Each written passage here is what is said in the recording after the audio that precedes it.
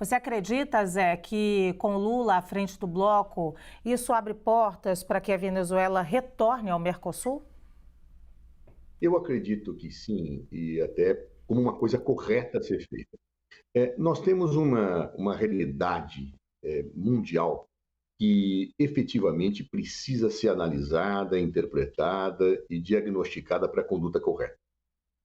Nós temos problemas democráticos na Venezuela, temos problemas democráticos na Nicarágua, temos problemas democráticos em vários países do mundo, na Arábia Saudita, e, em síntese, não agrada a mim esses problemas democráticos. No entanto, eu acho que a melhor forma de resolvê-los é partir de alguns princípios. Primeiro, garantir a autodeterminação dos povos. Cada país deve determinar a sua dimensão interior. Segundo, não fazer interferências indevidas, sancionamentos, asfixiamentos, como é característico daquelas ações das grandes potências que trabalham com seus adversários políticos ideológicos. Por exemplo, vamos lembrar, desde a época de Napoleão Bonaparte, do bloqueio, né, que a França fez à Inglaterra porque era considerada inimiga da França, não permitindo que nada se vendesse para a Inglaterra, não pedindo o comércio. Isso é algo absolutamente indesejável do ponto de vista da construção democrática. Quanto mais acuado estiver um país internamente, com pressões às vezes inomináveis que se colocam para que ele mude seu governo, para que ele mude situações internas, mais ele tende a recrudescer e a democracia acaba sendo violentada nesse contexto. No contexto de guerra, quando a guerra externa chega ao país, nós temos situações em que muitas vezes o espírito da autodefesa dos governos fazem com que a democracia seja suprimida, o que não é bom para ninguém. Não é bom para o povo, não é bom para os defensores da democracia. Então, o que me parece correto para o resgate democrático de qualquer país de esquerda ou de direita, que tenha uma situação em que a democracia não vai bem, é abrir-se o diálogo e fazer-se com que, cada vez mais, a pressão saudável, não a tentativa de intervenção, permita uma elasticização, vamos chamar assim, das instituições. Ou seja, nós vamos permitir um não asfixiamento do país e exigir, então, em troca disso, um respeito comercial, um respeito soberano ao país. Essa é a única alternativa que vejo. E acho, portanto, que o presidente Lula está correto em fazer um diálogo com a Venezuela, em fazer um diálogo com a Nicarágua, que são países que têm realmente problemas democráticos, como também faz um diálogo com outros países que não têm essa característica. Ou seja, não importa se o problema democrático vem de um governo de direita ou de esquerda. A melhor forma de atuar, repito, é o diálogo, o respeito ao princípio de que cada povo deve decidir internamente como convive, como vive, e não se alinhar com o interesse das grandes potências. Se os Estados Unidos da América têm interesse no petróleo da Venezuela, como disse o Trump, claro, não é por isso que nós vamos nos alinhar à política dos Estados Unidos da América e asfixiar a Venezuela, coisa que os Estados Unidos não faz, por exemplo, com outros países que eles são aliados. Então, acho que uma postura democrática saudável passa pelo princípio da autodeterminação dos povos e pelo diálogo, e pelo fim de bloqueios, sanções, intervenções, acionamentos de serviços secretos, tentativa de reconhecer presidente de forma atabalhoada, de incentivar golpes de Estado. Não é por aí que nós conquistamos a democracia e nem corrigimos os problemas democráticos que países vivem ao longo da sua história. Muito bem, Caio Coppola, você acredita que com o Lula à frente do bloco, isso abre as portas para que a Venezuela retorne ao Mercosul? Sem dúvida nenhuma. E para entender isso, basta a gente voltar para a reunião da semana passada do Foro de São Paulo, né?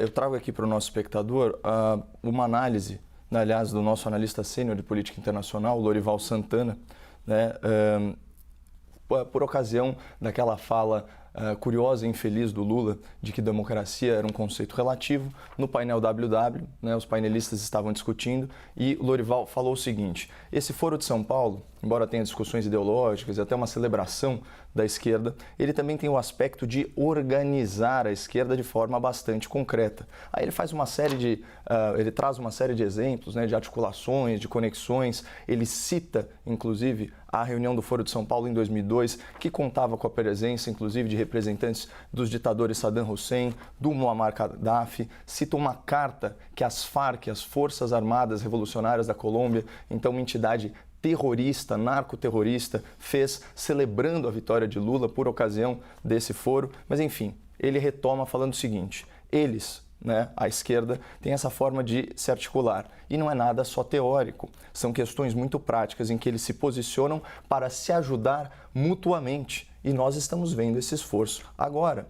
Quando eles aparelham o governo, aí nesse ponto o Lorival faz uma correção, né? Ele retira a expressão, porque ela poderia soar muito pejorativa, e ele diz o seguinte: quando eles, a esquerda, está no governo, eles usam o Estado, eles usam o governo para promover os colegas em outros países. Aí ele fala, o Lula fez isso na Venezuela, na Bolívia, no Paraguai, na Argentina.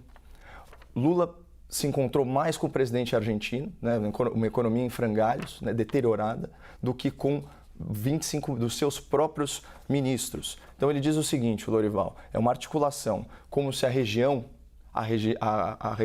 obviamente, entenda-se, ideologicamente alinhada a ele, fosse toda um país. Então esse é o primeiro ponto da gente entender.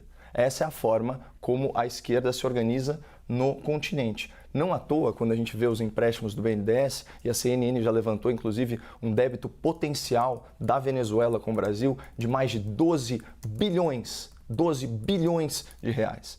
Ora, por que teve o fomento a essa atividade e a absorção desse calote pelo dinheiro público do contribuinte brasileiro?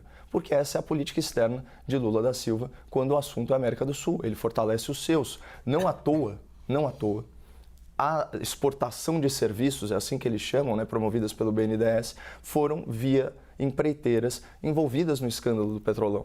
Então, essa é a máquina, né, da política externa petista. E aí você vai ter financiamento em portos, metrô, em Cuba, na Venezuela e por aí vai, e você vai ter esses calotes multimilionários. Então, é óbvio que o Lula, né, à frente do Mercosul, vai fazer o que for possível para promover o interesse econômico dos seus aliados. Lembrando que nós não estamos falando de dialogar, né, com ditaduras e ditadores, mas sim de endossá-los, encampar narrativas mentirosas, né, e, de certa forma, prestigiar a violação de direitos humanos num país que é nosso vizinho. Eu acho tudo isso muito lamentável. Zé Eduardo, o Caio faz aqui uma análise absolutamente diferente da sua, e vocês discordam quase que sempre, mas é muito diferente do diálogo, ele fala. Ele traz aí até uma alusão, uma fala do Lorival Santana, mas ele fala até em aparelhamento. Eu achei curiosa essa fala do Caio. Eu vou até tentar dizer o porquê achei curioso. Em primeiro lugar, Caio, que não é o Lula que diz que a democracia é um conceito relativo à ciência política.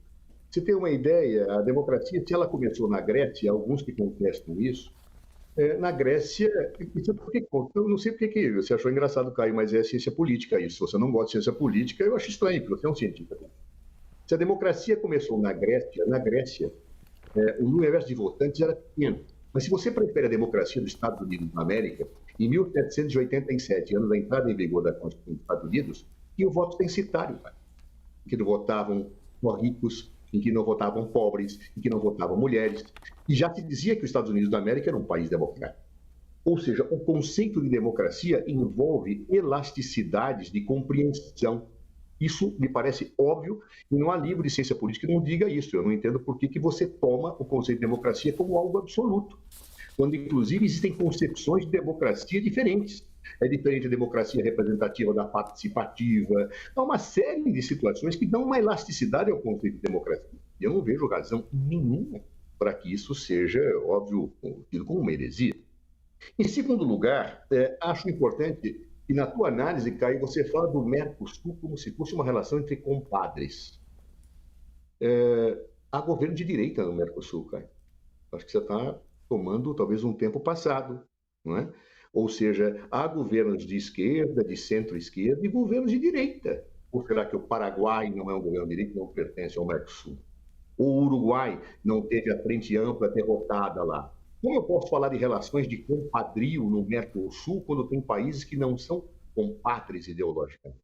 Então, essa tua visão, me permite dizer, mostra um enviesamento ideológico que ignora uma realidade que parece muito importante, que é a necessidade de nós unificarmos, independentemente dos governos serem de esquerda ou de direita, os países que integram o Mercosul. Sabe por quê? Para fazermos frente às grandes potências mundiais. Nós seremos sempre um joguete na mão dos impérios. Quando a União Europeia se formou, ela se formou justamente para que, num bloco de países já num estágio avançado de desenvolvimento, pudesse fazer frente aos impérios. Agora, por que nós temos essa situação de subserviência ao Império do Norte? Quando nós podemos nos unir e falar unidos em uma situação de maior igualdade com os Estados Unidos da América, com a China, com a Europa. Isso não passa por governos momentâneos, passa por países, passa por identidades que efetivamente se colocam num plano geopolítico. Então, portanto, você imaginar que o Mercosul é um enviesamento político de compadres, eu acho que isso é desqualificar o Mercosul. Você simplesmente joga. Aliás, muitos países, grandes potências do mundo, não gostam do Mercosul. Por que não gostam? Porque não gostam do Banco dos BRICS, porque não gostam de alternativas em que nós saiamos fora do quintal geopolítico que alguns querem nos colocar. Então, esse viés ideológico político faz o corte e a crítica ao Mercosul, dizendo que nós não podemos dialogar com a Venezuela. Veja, nós temos que dialogar com todos os países do Mercosul, todos, inclusive auxiliar que eles superem seus problemas democráticos. E isto me parece que algo deve ser colocado para os governos de direita também, como os de esquerda também. O tratamento que o Brasil dá ao Paraguai de hoje deve ser o mesmo tratamento que deu ao governo Lugo, que era um governo de esquerda. Ou está errado nisso? Claro? Então, acho esta visão ideologizadora da política internacional um erro que o Jair Bolsonaro já fez.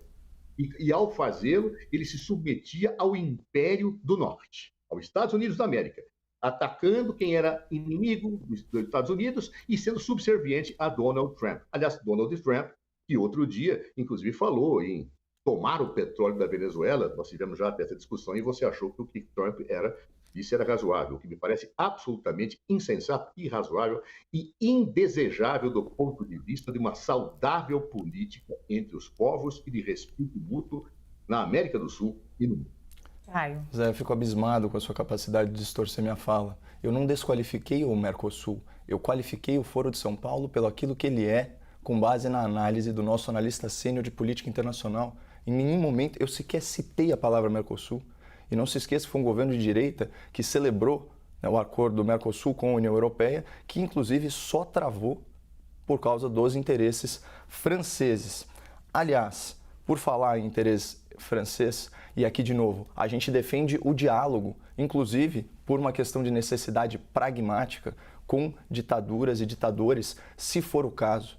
Mas esse é o diálogo, né, com finalidade de garantir o interesse nacional, não o que é articulado no Foro de São Paulo, como foi demonstrado no meu argumento anterior. Então eu queria trazer aqui, falando um pouquinho de Realpolitik, né, matéria do site Poder 360. Lula não é mais Lula, diz revista francesa. Artigo da L'Express cita encontro com Maduro e desencontro com Zelensky, né, questão ucraniana, para dizer que mágica diplomática do petista não funciona mais.